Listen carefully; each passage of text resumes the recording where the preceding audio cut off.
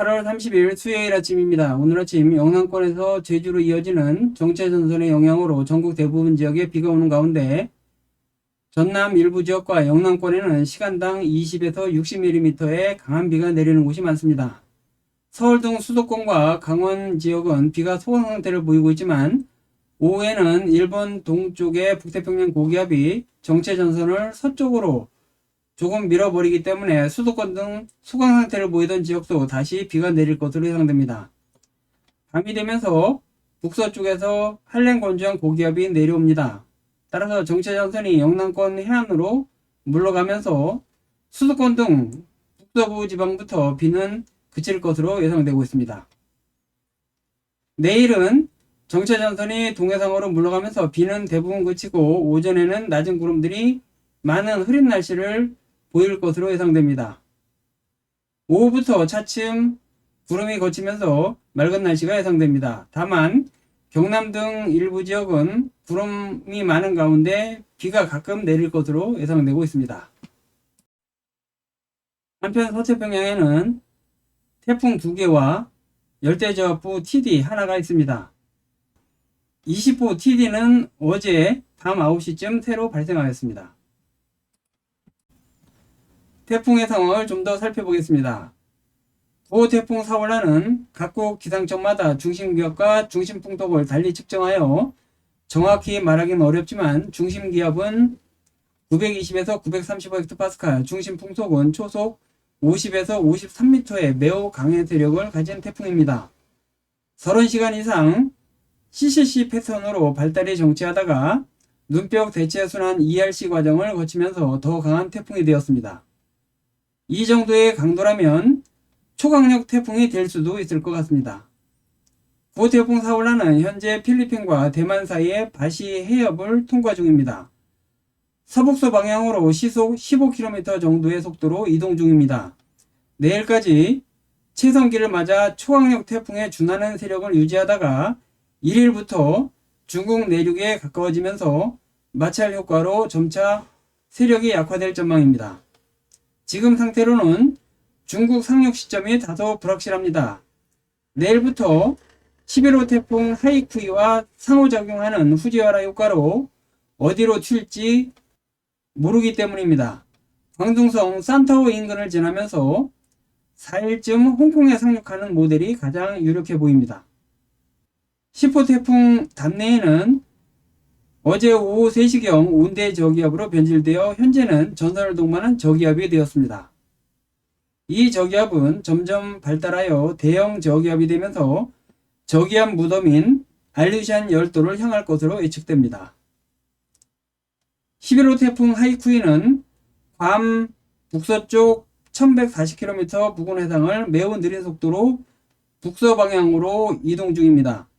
현재 30도 이상의 해수역에 있기 때문에 발달 가능성이 커 보이지만 이동이 매우 느려 용승 효과로 발달이 지체되고 있는 것으로 보입니다.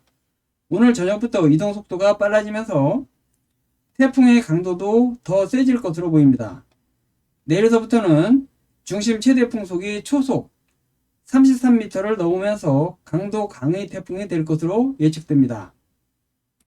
1일 오후에는 오키나와 남쪽 200km 부근 해상을 지나면서 방향을 북북서 방향으로 전향할 것 같습니다. 4일 새벽 중국 상하이 동쪽 100km 부근까지 접근하다가 계속 북상하여 서해상을 지날 것으로 예상되지만 현재로서 우리나라 상륙 가능성은 다소 낮은 것으로 예측됩니다.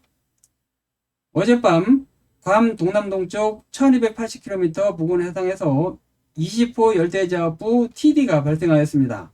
이 열대저압부는 오늘 밤이나 내일 아침 12호 태풍 기러기가 될 가능성이 매우 높습니다. 기러기는 북한이 제출한 태풍 이름입니다. 위성 영상을 통해서 태풍의 상황을 좀 더 살펴보겠습니다. 태풍 사울라는 현재 대만과 필리핀 사이의 바시 해협을 통과 중입니다. 피놀 형태의 작은 눈이 선명합니다. 어제 눈벽 대체 순환 과정을 끝내면서 좀 더 강력한 태풍이 되었습니다. 눈벽 대체 순환 ERC란 태풍 중심을 감싸고 있는 이중 눈벽, 즉 내벽과 외벽 중에 내벽이 소멸하고 외벽이 수축하면서 내벽을 대체하는 현상인데 이 눈벽 대체 순환 과정이 성공리에 마무리되면 태풍은 보통 초강력 태풍까지 발달할 수 있습니다. 이 태풍도 눈벽 대체 순환 과정 중 CCC 패턴이 나타나면서 한때 위기를 맞기도 하였지만 현재는 초강력 태풍에 준하는 매우 강력한 태풍이 되었습니다. 현재 해수온도 30도 이상의 해역에서 이동 중이기 때문에 좀 더 발달할 가능성이 있습니다. 대만이나 중국 대륙과 가까워지면서 마찰 효과가 생기고 내일 오후경부터 11호 태풍 하이쿠이와 1000km 이내로 좁혀지면서 후지와라 효과가 발생합니다. 후지와라 효과로 두 태풍이 서로 튕겨나가는 형태가 유력해 보입니다.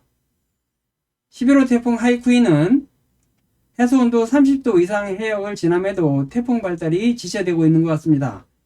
이동 속도가 시속 3km 정도로 매우 느려 바닷물이 뒤집혀 올라와 해수온도가 낮아지는 용승 효과 때문으로 추측됩니다.